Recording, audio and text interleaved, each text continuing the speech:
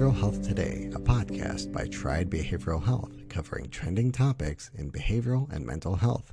This podcast is designed to share unique and relevant topics occurring within the world and our communities and bring them a mental health perspective. Welcome to Behavioral Health Today. I'm your host, Dr. Graham Taylor. Today we're talking about addiction recovery, and I am thrilled to be joined by Tom Hill. Tom is a senior advisor for addiction recovery at National Council for Behavioral Health. Tom previously served as a presidential appointee in the position of senior advisor on addiction and recovery to the SAMHSA administrator. As part of this post, he initially served as acting director of the Center for Substance Abuse Treatment. Prior to his appointment, Tom was a senior associate at Alterum Institute, serving as technical assistant director for a number of SAMHSA treatment and recovery support grant initiatives. He also served for 4 years as director of programs at Faces and Voices of Recovery. Tom was a frequently sought after guest on as a national thought leader in the addiction and recovery field, and his own personal experience of recovery from addiction spans 2 decades. He is a recipient of numerous awards, including the Johnson Institute American Honors Recovery Award, the Now Gap Advocacy Award, and the Robert Wood Johnson Fellowship in Developing Leadership in Reducing Substance Abuse Initiative. Tom, that's quite a life well lived. It is a pleasure to have you on our show today. Welcome. Thank you so much, Graham. Bios are so weird. You have to write them to make yourself sound really good. And, the most important thing to me is that piece about, and it's spanning 3 decades of recovery, because I have 28 years of not using any alcohol or drugs. Congratulations. That's what made all that stuff happen. That's what informed this trajectory I've been on that I wasn't supposed to be on. I'm an artist. I still am an artist, but I got sidetracked on this recovery thing and called to do this work. So, it's hard for me to take credit for a lot of this stuff because I've just been at the right place at the wrong time or the wrong place at the right time. I guess it's kind of the preparation meets opportunity, doesn't it? Where we're doing right things and things open up that we get to contribute to other people. Absolutely. Yeah, it's really good. As we're talking about substance abuse or substance use, we know that there are reasons. And we can look at various levels to explain it. At an individual level, there's a direct link to folks dealing with, let's say, a family history or a trauma or dysfunctional family or some developmental issues. At a community level, what we might see the level of cultural or environmental traumas that, when combined with the individual personal traumas that I just mentioned, can create some significant challenges and health inequities. As we come into our conversation today, Tom, I know that you are encouraging that we take a broader approach than what is often taken in understanding addiction and recovery.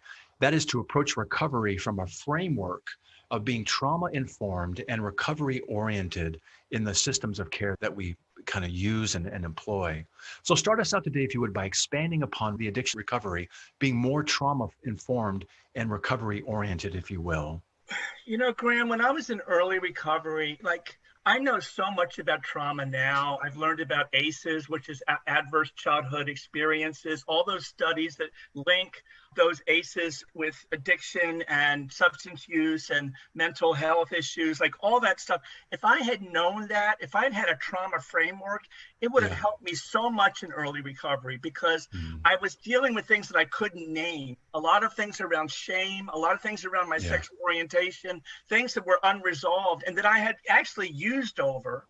And then in early recovery, I had this clarity and I had all the pieces, but I didn't have a framework to fit them into. So trauma, I think, is a really helpful framework for us to look at. It also takes a lot of the shame and blame around substance use and addiction because it could happen to everybody, especially people with trauma in their history or background. I want to come into maybe some of the steps in just a moment, but I believe and I know that recovery takes a tremendous amount of courage to get going. And you're talking about when someone comes into this and you get to provide a framework, but could you first mine down a little bit for us into the life of the person who is starting their recovery process and what is happening inside? In other words, what are they typically coming in with in terms of their view of themselves, their beliefs they feel others might have of them, things maybe that have unfolded in their lives that have led to this finally needing to lean into their own recovery? What's going on for them when they first come in typically? I often liken it to somebody who is airdropped into a foreign country where they don't know the language, they don't have the currency, they don't know the customs, and they have to unlearn and relearn everything in a moment. right? So, it's like your old friendship network, can't hang out with them. Yeah. Got to develop a new social network, like all this stuff. And everything that I thought that I knew was right was actually counterintuitive. It was wrong. So I had to relearn so many things, and it can be daunting at first. And I always say because of that, it's very difficult to do alone. That's why we recover best in community, because we need that connection with other people that have gone through or are going through the same thing. In addition to so many things being foreign as they're kind of dropped into this new culture, new way of being, that's so counter to what has been used and relied upon and even maybe provided some help in some ways prior. You're also talking about a moment ago, the shame piece of this. What's the significance about understanding shame? Well, the significance is acknowledging it and working through it and moving on and realizing that it doesn't own you, that you can actually shed shame. You can actually reauthor your story to reduce or get rid of shame. And that's a very empowering thing. And that's also why early recovery can be so exciting for people, because they can feel very liberated in terms of all that old baggage being left behind. And there's processes and skills for that to happen, right? You don't do that alone. And you learn methods in which to sort of work through those kinds of issues. I want to come back in a few minutes to talk about kind of that reauthoring and also what you mentioned a moment ago, the importance of that peer involvement. But as we kind of go into that, would you, I know that I shared in the introduction that you've been recognized for your own personal experience of addiction, as you just mentioned, addiction recovery, that span now 28 years. Would you be willing to share with us your story? Well, I don't like to talk about my addiction story so much because that's what the media always focuses on. But my recovery story, I think, is really interesting because Love that. A lot of my shame was around my closeted sexual orientation, right? So one of the first things in recovery I came to terms with, because I was practicing a program of rigorous honesty, is that I had to sort of like first come clean with myself and then with everybody else and come out. And that was such an amazing process. I felt like boulders were lifted off of me. I just felt so free that I never had to lie about that or anything else again. I could be really honest and let other people's discomfort, they can deal with that, right? Yeah. Because it wasn't mine. I didn't have to protect people. And because I had such a great coming out experience, I decided to come out twice because I thought, why do I want to hide the fact that I'm in recovery? Like, why do I want people not to know? Like, why am I going to lie about that? And also, why do I want people all saw me as a public nuisance when I was using and drinking? Why don't I want them to see me as I'm putting my life back together in recovery and something that I can be proud of? So I made that decision to disclose in a very appropriate way that doesn't violate any kinds of traditions in any kind of program about anonymity, because I don't talk about that either. I don't talk about the specificity of my recovery. I just say that I've worked several programs in order for that to happen. That's really good. You're talking also earlier about the idea of community, and now you're talking about coming into a community and that being such an essential part of the recovery process. And it sounds like that's part of what you benefited from as well. And the old saying I oftentimes hear around recovery is it kind of takes one to know one. In other words, peer involvement is essential. Even in some of your writings that I've read, is that the peer is considered the expert, coming into their life now informed by the lessons that they've gathered and integrated from their own lived experiences, and now being able to encourage growth in others. Talk a little bit about the importance of that community and the peer involvement that you see in the recovery process and how that tends to work best. So the first thing is that lived experience equals lived expertise. And I think that we need to see people in recovery as experts of their own lives as well as experts in recovery. And that expertise is the same as if you have a doctorate degree. There's a level playing field of what experience looks like. And then just that incredible power of somebody who's been there, done that, or even going through it at the same time can help you walk through that. It's like there's a trust. There's a relationship, there's a bonding, and you feel like you never have to be alone again. Like anything you go through, you have a support network and a community that can absorb some of that trauma and pain and shame and all the stuff that you're working through, right? People will hold it for you. Tom, how important is that part right there? Feeling so alone. Well, it's now common usage that addiction is a disease of isolation. Right. And people say that it's, the opposite of addiction isn't abstinence, it's connection. Yeah. So being an isolator and then learning how to have authentic connection with other people in community, it's a very powerful experience. And it's powerful for everybody, right? That's why people belong to churches and people belong to social clubs. And connection isn't a human attribute.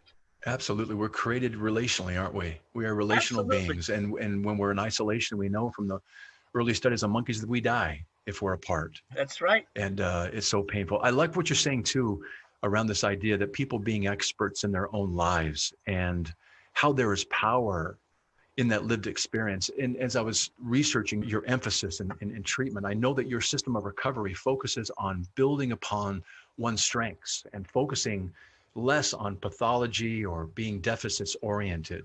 So with regard to addiction recovery, explain more about the importance of this shift away from that crisis focused, deficit-based piece and how you direct their focus in a more meaningful way. So before we get to strengths-based, I sort of want to iterate that you can have the best treatment in the world. Yeah. But when you leave treatment and you go back in the community, if the community is not equipped to support your recovery, that's where the relapse piece comes in. Good You know, point. and in the past, we blamed people for something that wasn't their fault. So first of all, it's a chronic condition, not an acute condition, which is what most of our systems have been designed for. There's no cure. And so when people leave treatment and go to the community, there's this thing called recovery management, right? So like helping people self-manage. And it's true of any other chronic condition, diabetes, hypertension. That's You right. know, so there's not a cure, but you can manage it. And it's easier to manage it in a peer setting than by yourself because behavior change is very, very difficult, right? Yeah. It's like for everybody. Yes, So it is. there's this other thing called recovery capital. And Yes. recovery capital is, and that's where the strengths come in. It's the resources, the internal and external resources that are available to people. I had very high recovery capital. I had a college degree. I had a job.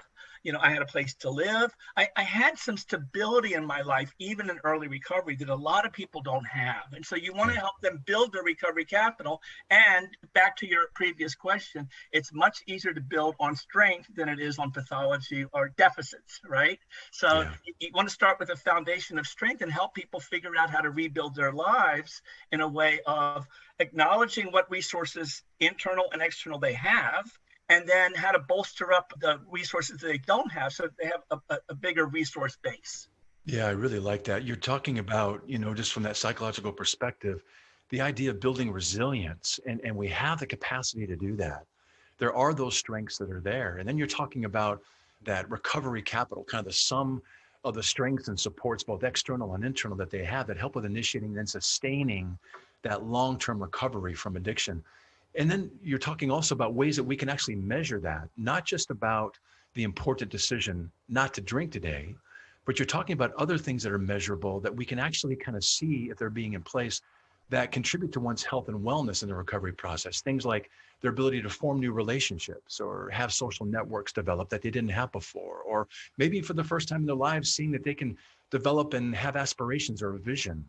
What are some of the ways that you see people being able to measure their growth around their health and wellness as they develop kind of that capital, as they work towards sustaining the sobriety? Yeah, the things you named are so beautiful. You know, those ideas of the aspirational goals. Like I didn't even know what a goal was, much less how to formulate one or meet one.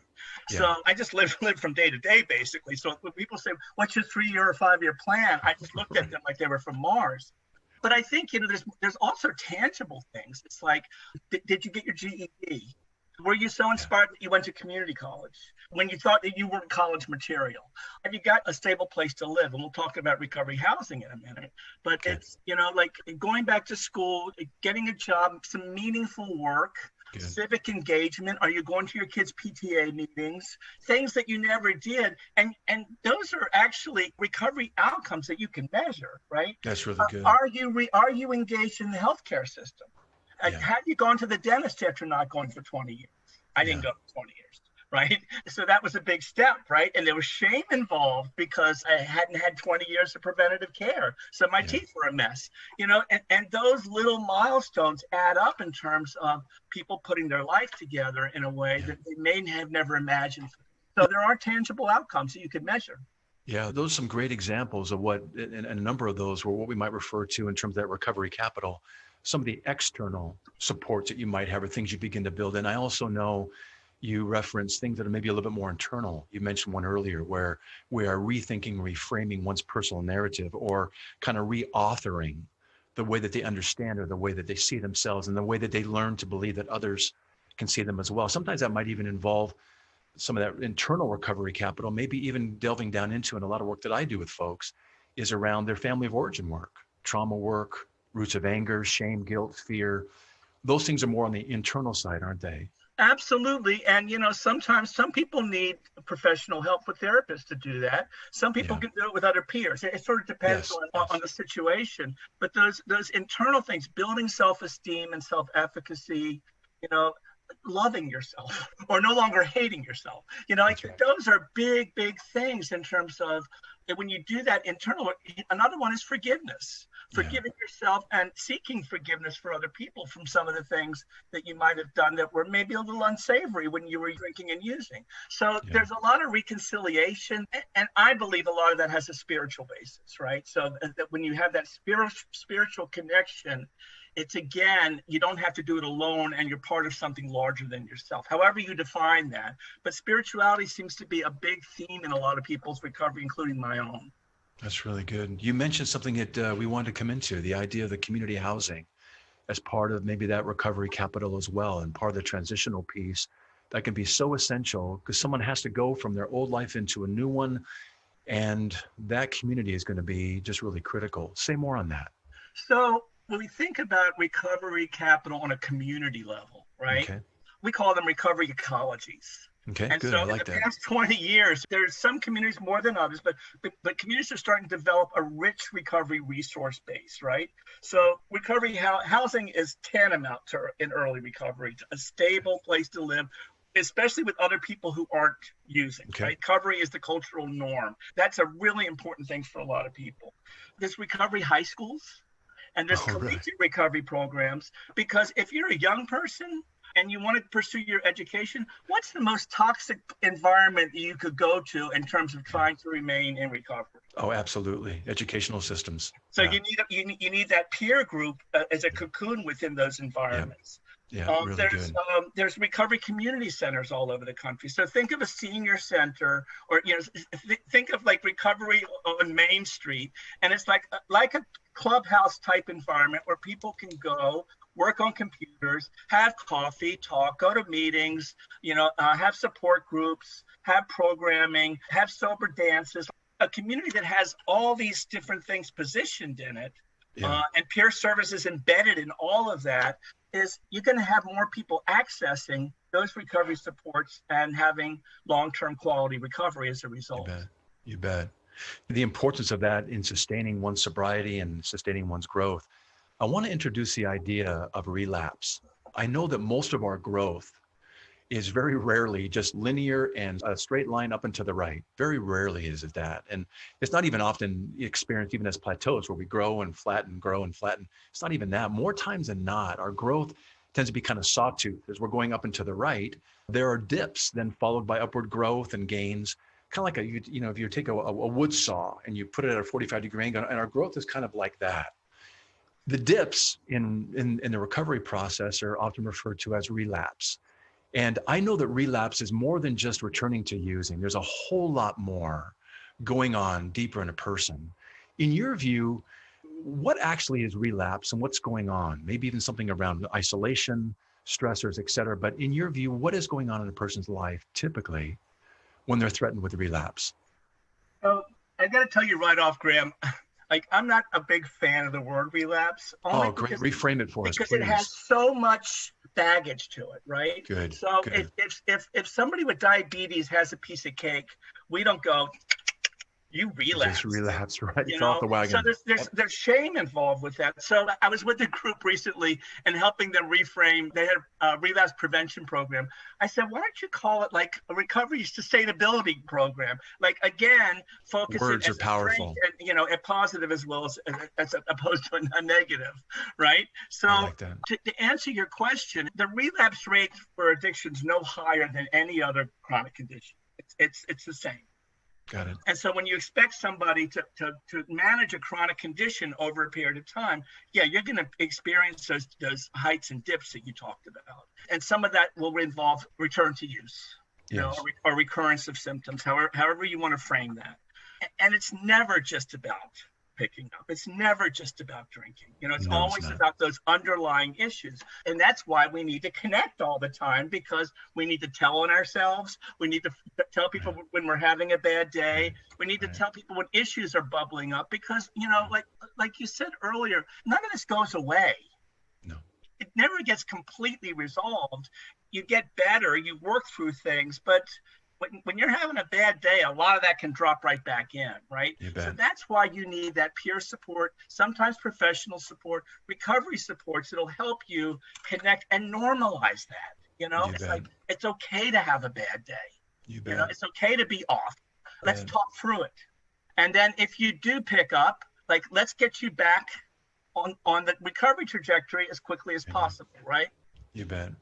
I've done a lot of work with diabetics in the hospital setting in my private practice, and a lot of work with type 2 diabetics. They have developed lifestyle habits, eating habits, et cetera, that have created the very kind of chronic condition that they're trying to change now. But these are decades of very ingrained behaviors, ways of managing emotion, ways of managing stressors, ways of avoidance, dealing with isolation, like you said earlier on. And it's so very challenging because I live in Hawaii, and the very things that bring people together here around food are the very things that they're trying to change. And I'll tell you what, food in Hawaii is pretty stellar. We grind a lot here, and it's some great opportunities for socialization, for fellowship with one another. And now they're talking about, I've got to go and I've got to be the one in the group that can't do what I usually do to connect with these folks. Or I've got to, like you said a moment ago, I've got to start dealing with some things in my life without going to food first to eat away my emotion. And I've got to start learning how to feel and to deal with some of these things that's really, really challenging. That's where therapy comes in, some peer support groups come in for the diabetics that we used to have at the hospital. And being able to really bring these things to a conversation level, rather than what we might say, I'm kind of acting out by using again, if you will, to deal with things. But that's a whole another internal change, isn't it? Well, it is, and it also speaks to where peer support could help. So that, like, what would it look like if you went to a social function for people with diabetes and you had healthy foods and like you really thought through everything in such a way that people weren't prone to, feed their sweet tooth or you know what I mean? Or feel culturally connected to foods that, so I think, some of this is reinvention. Some of this is creating new cultures and new traditions and ways that we don't feel like we are being left out, missing out. This is something I can't do, because that's not really productive. It's like you want to move toward things that satisfy you, not think on things that you want to do that you can't. Yeah, that deficit focus, that scarcity focus, that kind of that I can't have the apple, kind of focus gets us kind of riled up and almost wants us, gets us to rebel. But the things you're talking about are more kind of resiliency based. What can we do? And by doing that, your brain gets rewired, right? So what we know about brain science is like trauma affects it the same way that alcohol and drugs affects the brain chemistry. But we can also change the brain chemistry with activities and foods and customs that feed us in a different kind of way. And that's part of the recovery process also. Those are really corrective emotional experiences, aren't they? That are rewiring, that allow us to see that we can have, through that corrective emotional experience, just as deep a connection, maybe even deeper and more meaningful than maybe we even had before. Yeah, I really like that. Tom, we're going to kind of wind down on our time. Unfortunately, this has kind of gone by pretty quickly here, and a really enjoyable discussion with you. Give us some resources that you recommend to folks that you would love to have people of interest want to come back and maybe research some things further. Give us some resources, would you please? Well, I'd be remiss if I didn't send everybody to the National Council for Behavioral Health website. We have a whole addiction and recovery set of resources, a lot of which we put out ourselves. We had a Recovery Month luncheon we hosted. We've got recordings of that. We have issue briefs on recovery housing. There's lots and lots words to say, words don't say for stigma. We didn't even talk about stigma, Graham. We didn't even get there. I'm going to have you back. And then if you go on Faces and Voices Recovery, where I used to work, and I was a founding member of that group, on their website, there's a huge list of resources that are all across the country that are all really completely recovery oriented. So Okay. I would just use that as your go-to place, because you'll find just anything you need there. I know that we haven't gone as deep as I know that we can do, and I would love to do. I'd love to have you back talking about stigma. I also want to come back and talk at some other point about harm reduction, and that part being a part of the recovery as well. Yeah, I'm very passionate about that subject. What we've talked about today is really an absence-focused recovery, but there's lots of pathways, and harm reduction is a pathway to recovery of people making decisions to get better and move toward their own definition of wellness. So I'd love to talk about that more if the situation ever arises. I would love that. We will make that happen. You know, as we're kind of winding down, I love SAMHSA's working definition for recovery. It says it's the process of change through which individuals improve their health and wellness, live a self-directed life, and strive to reach their fullest potential. And for me, this emphasizes what you're just saying right there. This emphasizes the reality and the hope of long-term recovery, and your recovery approach really recognizes that there are many pathways. We'll come back and maybe talk about some others together later, to healing for people with addiction and mental health challenges. So I love what you're kind of introducing to us. Thank you so much for being on our show today. It's been a pleasure to be with you. Absolutely great. It was such a pleasure to talk with you. And thank you so much for having me on your show. I've really enjoyed every moment of it. It's been great. And to those that are joining us on the podcast, we appreciate you being with us. And we will see you next time on Behavioral Health Today. We appreciate all the support from our community. And if you like our show, one of the best ways you can support it is by giving us a 5-star rating and leaving a review. Behavioral Health Today is a podcast part of the Triad Behavioral Health Network, all rights reserved.